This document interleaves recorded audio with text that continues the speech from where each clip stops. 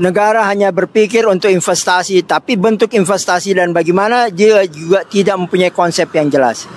Nah, yang pertama saya ada beberapa komen untuk DPR ya. Pertama adalah saya kira DPR tidak berani hadir langsung ke persidangan.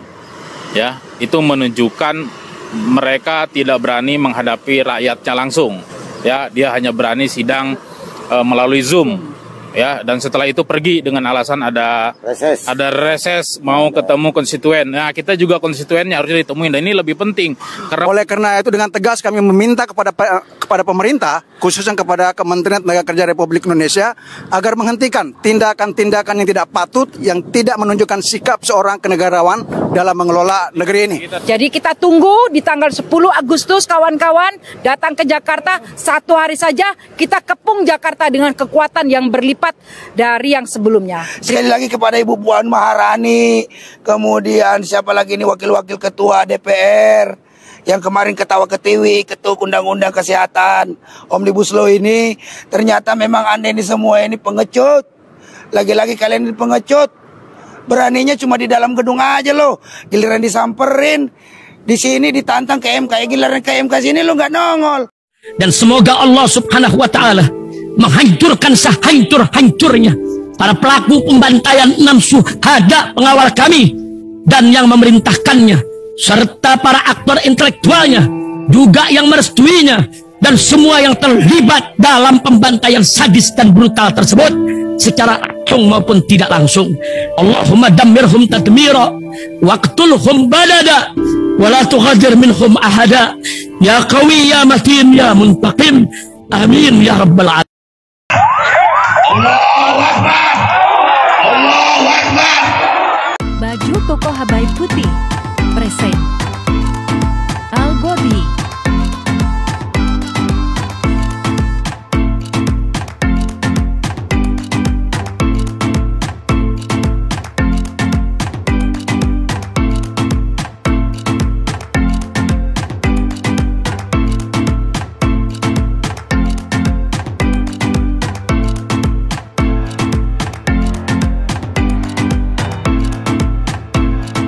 Oke, assalamualaikum warahmatullahi wabarakatuh. Waalaikumsalam warahmatullahi wabarakatuh. Dan selamat siang kepada para pemirsa Lem TV, KSPSI Official, Logika Rakyat, LBH PPMI, GSBI, Media Center, dan kepada seluruh rakyat Indonesia dimanapun berada, baik dalam dan luar negeri. Hari ini kita tadi menghadiri persidangan dengan mendengarkan keterangan daripada DPR dan Presiden Republik Indonesia. Dalam hal ini DPR tadi melalui Zoom meeting, melalui Zoom diwakili oleh Komisi 3 DPR RI dan Presiden Republik Indonesia Bapak Joko Widodo diwakili oleh Eselon 1 yang dalam hal ini kuasa atas nama Menko Polhukam Bapak Mahfud MD, kemudian Menko Perekonomian Bapak Erlangga, kemudian yang tiga Pak Yakut Menteri Agama, kemudian Menteri Hukum dan HAM Yasona Lauli, dan Ida Poja Menaker yang mengatasnamakan Presiden di dalam persidangan ini. Nah, nanti kita akan dengarkan keterangan tadi, karena jujur aja bagi saya mereka ini pengecut semua, banci lah. Menurut kita ini, mereka ini semua adalah orang-orang yang bersembunyi di balik atas nama konstitusi, tidak berani berhadapan-hadapan dengan rakyatnya. Harusnya mereka datang dong ke sini, ya kan? Jangan cuma berani ketuk palu, yang tidak setuju ke MK, giliran kita datangin ke MK sini, dipanggil sama MK, utus perwakilan. Nih kita nih ketua-ketua nih yang ada di sini. Saya Presiden PPMI sekaligus Presiden Konfederasi, ini Ketua Umum DPP GSBI, ini Ketua Umum Sunarti, ini Ketua Umum DPP KSPN, ini Ketua-Ketua Umum semua.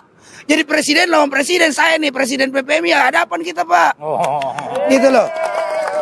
Gitu, jangan main utus-utus orang dong. Ini kan tanggung jawab lu, bertanggung jawab terhadap produk undang-undang yang lu bikin, yang akan digunakan oleh rakyat Indonesia. Saya juga bertanggung jawab atas nama organisasi saya dan kaum buruh Indonesia. Berani berbuat, berani bertanggung jawab. Jangan cuma bikin main kabur aja, ya kan? Nah ini kita dengarkan nih. Nanti pernyataan masing-masing perwakilan semua bebas bicara di sini ya. siapapun itu. Tapi dimulai dari pimpinannya dulu, nanti kemudian yang pengurus-pengurus yang lain silakan. Siapa duluan ini? Bu Narti, sekjen nih, jarang-jarang bicara nih. Ibu kita. Oh, lagi sariawan ya. Oke, Bu Narti nih. Narti, silakan Bu. Nih Bu. Pegang tiga-tiganya. Oke, terima kasih. Bismillahirrahmanirrahim. Assalamualaikum warahmatullahi wabarakatuh. Waalaikumsalam warahmatullahi wabarakatuh. Kita tetap semangat walaupun kondisi kecewa hasil sidang hari ini, bahwa Presiden maupun DPR mengatakan kalau kalian tidak sepakat dengan disahkan Undang-Undang Nomor 6 Tahun 2023, kalian ke MK. Setelah di MK, mereka juga tidak hadir. Mereka adalah pengecut. Bahwa tadi disampaikan dari Mahkamah Konstitusi bahwa DPR itu harusnya mengawasi, harusnya memberikan masukan terhadap pemerintah. Bagaimana pembuatan undang-undang dan yang lain-lain. Yang kedua, bahwa diakuin oleh pemerintah bahwa ada keterlambatan untuk sidang pengesahan. Berarti bahwa undang-undang itu memang tidak sah yang nomor 6 tahun 2023. Maka dari itu Presiden maupun DPR sudahlah cabut Undang-Undang Nomor 6 Tahun 2023. Tidak perlu malu dan tidak perlu gengsi bahwa ini adalah kepentingan kita bersama, kepentingan rakyat Indonesia. Kalau itu betul-betul Presiden itu adalah sebagai pemimpin negara.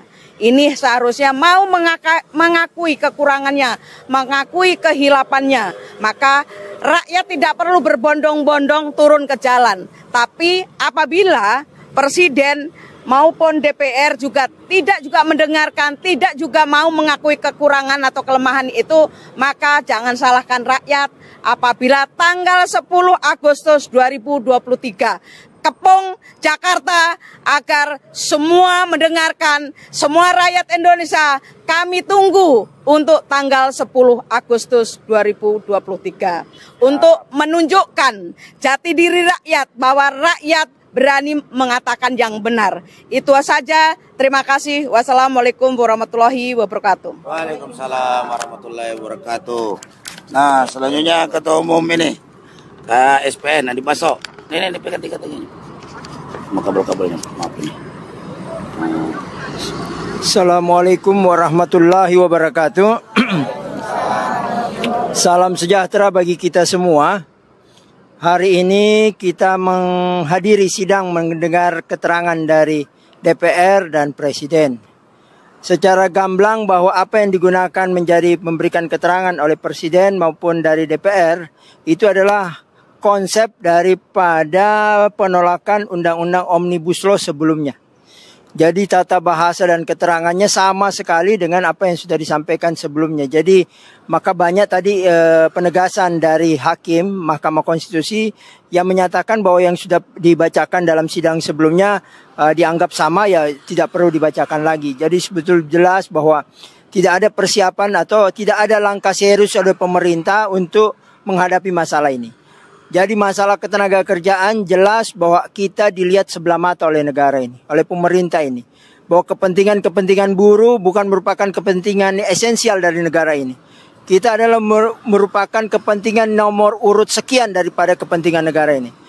Negara hanya berpikir untuk investasi, tapi bentuk investasi dan bagaimana dia juga tidak mempunyai konsep yang jelas. Jadi berkaitan dengan hal ini, kita berharap ke depan bahwa memang sudah pantas apa keterangan daripada Hakim Mahkamah Konstitusi jelas juga menekankan bahwa ada ketidakseriusan dari pemerintah untuk hal tersebut.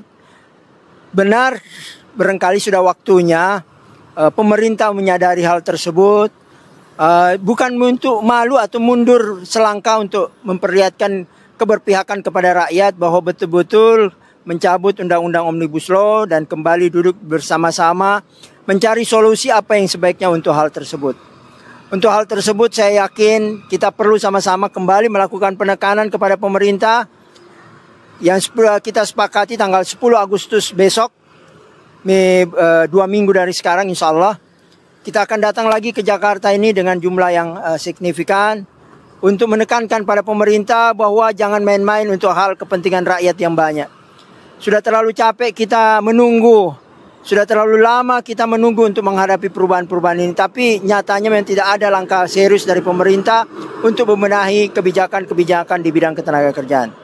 Jadi saya juga berharap bukan hanya tanggal 20 mungkin, tanggal 10 juga mungkin. Tapi tanggal 27 mendatang diharapkan juga rekan-rekan pekerja, bukan hanya dari aliansi Sejuta Buruh, untuk hadir kembali ke Mahkamah Konstitusi untuk penyampaian daripada keterangan saksi yang akan disampaikan dari kelompok aliansi Sejuta Buruh. Jadi kita bukan tanggal 10 saja, tapi tanggal 27 minggu depan kita harapkan kembali berkumpul di sini di Mahkamah Konstitusi untuk memberikan dukungan, supporting moral paling tidak untuk pergerakan kita. Itulah beberapa penyampaian dari saya. Wabillahi taufiq wal hidayah. Wassalamualaikum warahmatullahi wabarakatuh. Waalaikumsalam warahmatullahi wabarakatuh. Nah, ini selanjutnya apa nih? Kesaksian? Ada apa? Ketua DPP GSP. Oke lah. Yo, assalamualaikum warahmatullahi wabarakatuh. Waalaikumsalam warahmatullahi wabarakatuh. Selamat siang, salam sejahtera untuk kita semua. Hidup buruh. Hidup. Hidup buruh. Hidup. Hidup buruh. Hidup buruh. Oke, terima kasih. Ya, perkenalkan saya Rudi Habedaman, Ketua Umum Gabungan Serikat Buruh Indonesia. Hari ini kita menghadiri persidangan di Mahkamah Konstitusi dalam gugatan nomor perkara 54 ya. Dengan agenda mendengarkan keterangan DPR RI dan juga Presiden ya. Nah, yang pertama saya ada beberapa komen untuk DPR ya. Pertama adalah saya kira DPR tidak berani hadir langsung ke persidangan. Ya, itu menunjukkan mereka tidak berani menghadapi rakyatnya langsung. Ya, dia hanya berani sidang melalui Zoom. Ya, dan setelah itu pergi dengan alasan ada reses mau ketemu konstituen. Nah, kita juga konstituennya harusnya ditemuin, dan ini lebih penting karena menyangkut 250 juta rakyat Indonesia, bukan hanya konstituen dia gitu. Nah, yang mau saya tanggapin adalah pertama adalah pernyataan baik dari DPR ataupun Presiden yang mengatakan bahwa kita ini tidak memiliki legal standing, mempertanyakan tentang kedudukan hukum kita. Ya, itu yang pertama ya. Artinya bahwa Presiden dan DPR tidak mengakui kita ini rakyat Indonesia, tidak mengakui warga negara Indonesia, tidak mengakui bahwa serikat pekerja, serikat buruh itu adalah berkedudukan di Indonesia, berbadan hukum yang dikeluarkan oleh Dinas Tenaga Kerja. Ya, artinya itu pertanyaan besar bagi kita. Kalau mempertanyakan tentang legal standing tentang kita, itu berarti kita tidak diakui sebagai warga negara Republik Indonesia. Tanya belum, enggak sipit. Nah, itu ya. Nah, itu mempertanyakan di situ. Artinya itu adalah dalil yang serampangan menurut saya. Dalil yang serampangan, dan itu adalah juga tidak berdasar pada hukum dan Undang-Undang Dasar 45. Kita ini warga negara Indonesia. Kita bisa membuktikan dengan KTP kita, akte kelahiran kita. Bahkan ijazah asli bisa kita tunjukkan. Ijazah asli juga kita buktikan. Begitu ya Pak Dengya. SD Impres. Ya kan nih. Nah, itu ya yang pertama. Nah, ya. KTP Republik Indonesia. Jadi menurut saya itu ya yang pertama, bahwa Presiden dan DPR mempertanyakan tentang legal standing kita. Kita dinyatakan tidak memiliki legal standing. Itu adalah salah satu alasan yang nggak jelas. Artinya mereka tidak mengakui kita sebagai warga negara. Ini para pemohon ya, yang jelas, dan juga anggota-anggota kita. Kita mewakili lebih dari hampir 1 juta buruh. Lebih dari 1 juta buruh kita wakili. Ya. Atas nama organisasi kita gitu. Nah, itu yang pertama. Yang kedua, saya kira apa yang disampaikan, dalil-dalil yang disampaikan oleh pemerintah dan DPR itu adalah masih terus berputar menyatakan bahwa pengesahan Perpu Cipta Kerja menjadi Undang-Undang Nomor 6 Tahun 2003 itu sah sesuai dengan prosedur hukum, dan hanya menitikberatkan pada proses bagaimana mereka bertugas membuat undang-undang. Padahal jelas berbeda ya.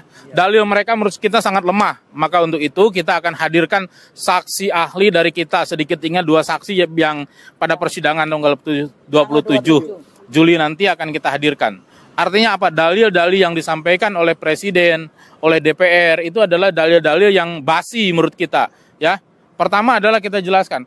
Yang kita persoalkan itu adalah bahwa Perpu Cipta Kerja itu dibuat dengan alasan pertama adalah ada kegentingan yang memaksa.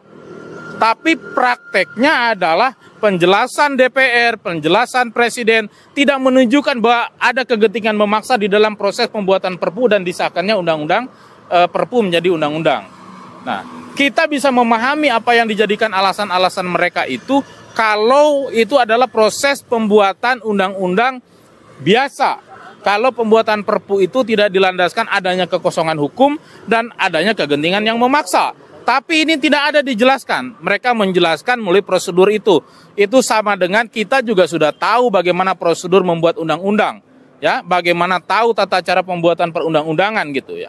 Jadi menurut saya adalah alasan-alasan yang disampaikan oleh pemerintah ini sangat basi lah gitu ya. Maka untuk itu saya kira akan kita jawab keterangan mereka itu dengan seterang-terangnya, segamblang-gamblangnya ya, bahwa kita tidak membutuhkan Undang-Undang Nomor 6 tahun 2023 tentang Cipta Kerja, apalagi turunannya ya. Saya kira nih, mumpung kita hadir semua di sini, saya juga sampaikan kepada Menteri Tenaga Kerja yang sekaligus tadi juga menandatangani kuasa Presiden ya, Menteri Ida Fauziah, hentikan itu rencana melakukan serap aspirasi PP 34, 35, 36, 37 itu, nggak usah.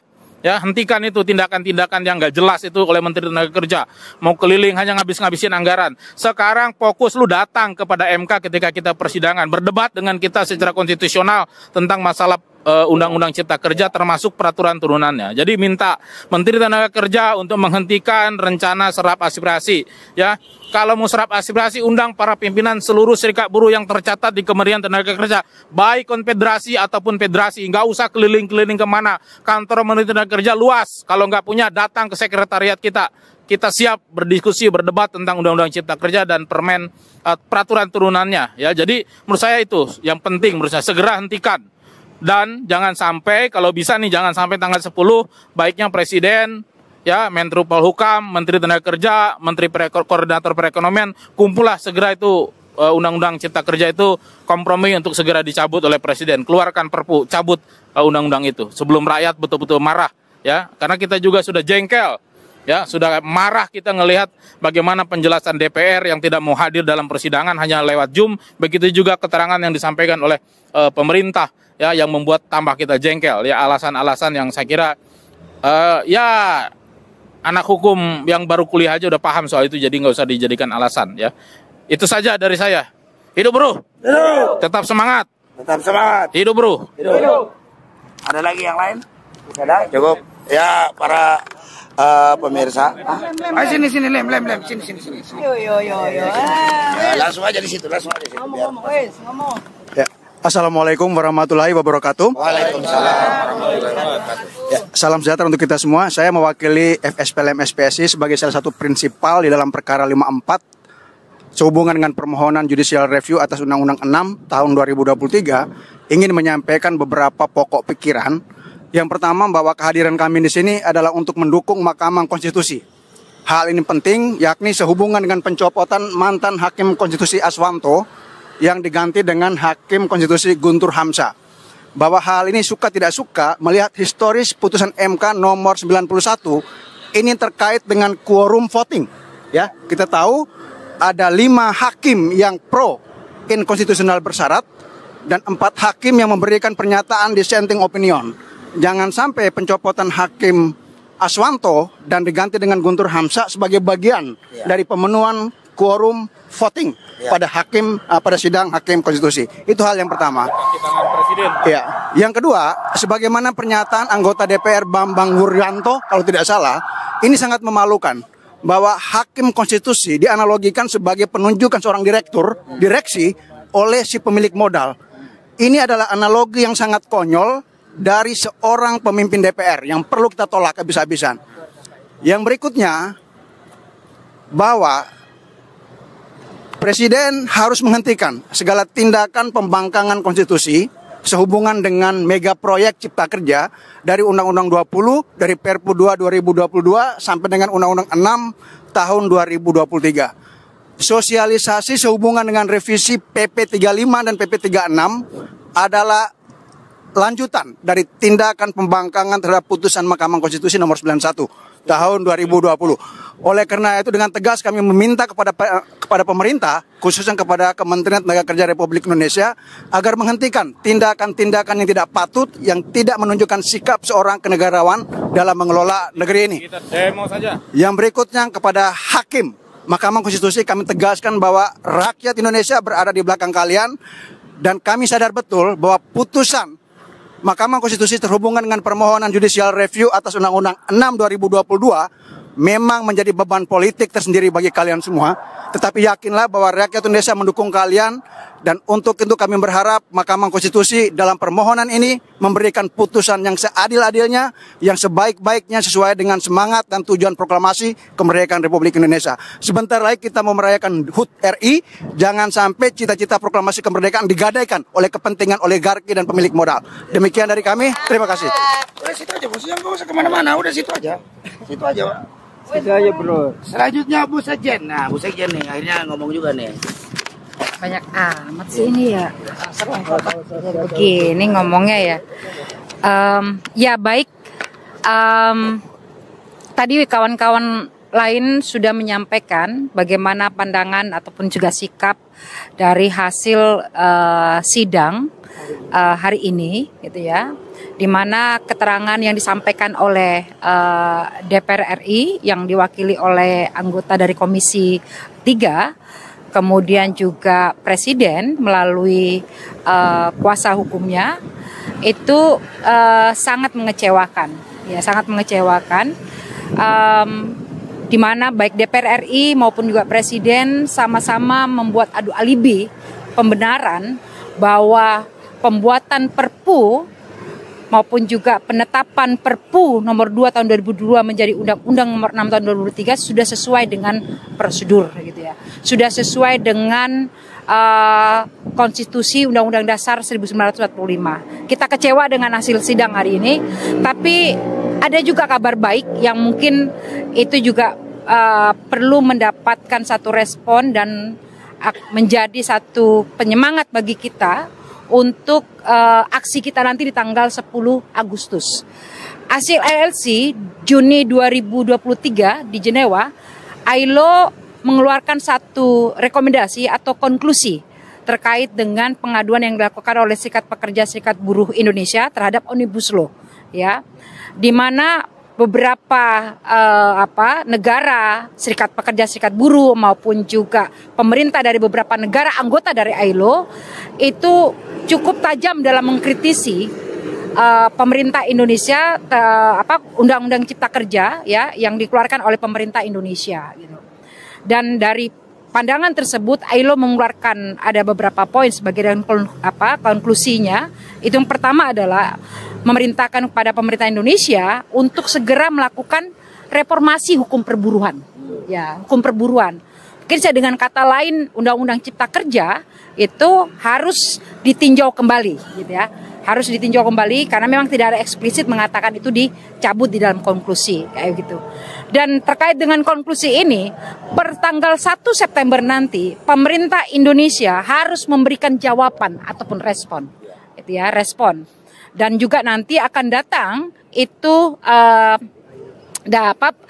satu tim mission dari ILO Jenewa itu datang ke Indonesia.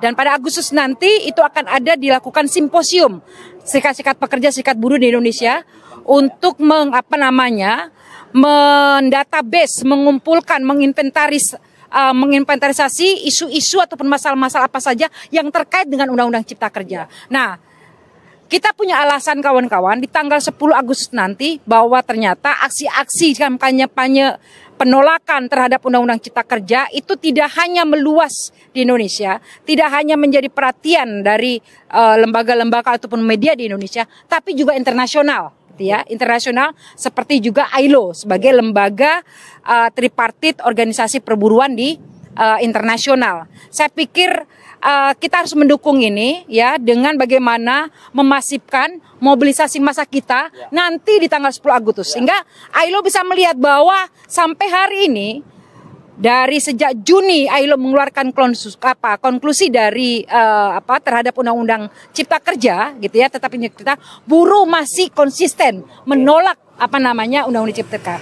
Jadi ada upaya litigasi yang kita lakukan dengan melakukan gugatan di Mahkamah Konstitusi, tapi juga kita tetap bersandar pada namanya kekuatan massa ya dengan maka. Jadi kita tunggu di tanggal 10 Agustus kawan-kawan datang ke Jakarta, 1 hari saja kita kepung Jakarta dengan kekuatan yang berlipat dari yang sebelumnya. Terima kasih. Hidup buruh. Hidup. Mantap. Bu Sekjen, bahwa itu tadi yang disampaikan bahwa gerakan kita hari ini tidak saja didukung oleh banyak lapisan, banyak juga organisasi-organisasi yang di luar kaum buruh hari ini memang memberikan dukungan yang luar biasa terhadap aksi Kepung Jakarta Serbu Istana pada tanggal 10 Agustus nanti. Demikian juga dunia internasional. Dan tentu saja ini sebuah berita menggembirakan. Nah, dalam hal ini saya masih kembali dulu bahwa saya ingin mengkritisi kembali bahwa dalam hal ini Bapak yang kita sayangkan, salah satu yang ingin saya kritik adalah ketika Bapak Mahfud MD ternyata memberikan kuasa terhadap mengatasnamakan Presiden dalam hal ini di sidang MK kali ini. Saya anggap beliau adalah mantan Ketua MK, orang yang paling paham hukum, kemudian juga orang yang dibarat kata profesor hukum lah, master hukum lah. Kok jawabannya kayak gitu tadi? Gimana sih pemerintah? Kayak saya akan mencari legitimasi terhadap tindakan-tindakan kelakuan-kelakuan abnormal yang dilakukan dalam rangka membuat Perpu ini menjadi undang-undang. Dan itu tadi salah satunya dibantah oleh diberikan masukan oleh dari Hakim Agung tadi Pak Daniel Hakim bahwa tadi justru kelihatan bahwa DPR ini dalam hal ini lemah dalam pengawasan. Seharusnya alasan bahwa kegentingan memaksa terjadinya kekosongan hukum, DPR turun dulu, peringatin nih pemerintah bahwa tidak ada kok apa-apa, biasa-biasa aja tuh. Lu aja tuh masih kopat-kopit nggak karuan gitu kan. Orang juga udah nggak pakai masker, orang di mana-mana udah salaman, masih juga udah rapat, sap-sapnya juga masih aja dianggap kegentingan masa. Apa yang genting? Yang genting mah Ukraina bukan Indonesia. Jadi tolong ini apalagi ini Pak Mahfud MD, Anda ini saya anggap Anda seorang profesor hukum, ngerti hukum. Jangan sampai staf-staf Anda di bawah yang Anda kasih kuasa ini nggak benar caranya membuat opini hukum gitu loh. Ini yang perlu kita luruskan. Dan kemudian sekali lagi kepada Ibu Puan Maharani, kemudian siapa lagi ini wakil-wakil ketua DPR yang kemarin ketawa-ketiwi, ketua undang-undang kesehatan, Omnibus Law ini, ternyata memang Anda ini semua ini pengecut. Lagi-lagi kalian ini pengecut. Beraninya cuma di dalam gedung aja loh. Giliran disamperin, di sini ditantang ke MK, giliran ke MK sini lo nggak nongol. Ini kan tentu saja jelas, makin jelas. Saya ingatkan, kita berani karena kita benar. Berani karena benar, takut karena salah. Karena kami berani datang ke MK, Anda tidak berani datang ke MK, maka pasti Anda salah. Karena kamu takut datang ke sini ketemu rakyat. Ini pepatah zaman dulu yang berlaku hari ini. Berani karena benar, takut karena salah. Karena lu nggak berani datang ke sini, maka pasti kamu salah ini. Ya kan? Itulah, tidak usahlah lagi terlalu banyak jadi majelis hakim. Dalam kesempatan ini kami memberikan juga ini semacam legal opinion on the road. Karena kita kan on the road ini, bukan di dalam yang di atas jalanan. Kita ini meminta kepada Majelis Hakim Konstitusi, karena melihat Presiden RI Bapak Joko Widodo ketakutan dengan rakyatnya untuk hadir di MK, atas dasar mempertimbangkan juga ketidakhadiran Puan Maharani dan wakil-wakil ketua MPR, DPR yang harusnya datang temui rakyatnya.